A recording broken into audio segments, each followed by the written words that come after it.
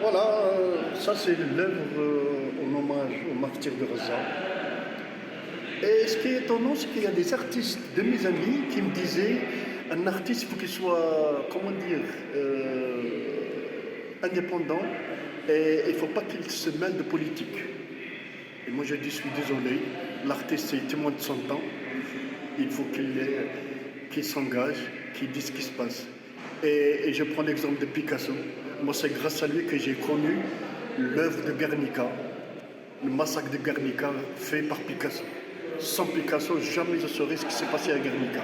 Donc, moi, je pose d'un principe qu'il faut dire ce qui se passe et témoigner pour les gens à venir, pour l'avenir pour l'histoire de ce qui se passe actuellement en Palestine. Voilà. C'est comme ça. Et qu'est-ce que tu ressens là devant Écoute, cette actualité brûlante? Écoute, on est impuissant.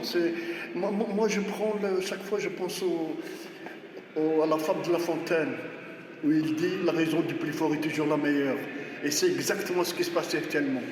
Parce qu'en Israël, soutenu par les sionistes, soutenu par les gouvernements, pas les peuples, les gouvernements occidentaux, elle fait ce qu'elle veut.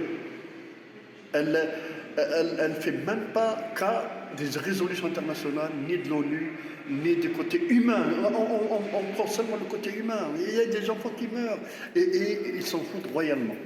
Et là, par exemple, ça, par exemple, c'est un collage. C'est un bébé, ici vivant, et là, mort. Comment on peut être insensible à ce drame?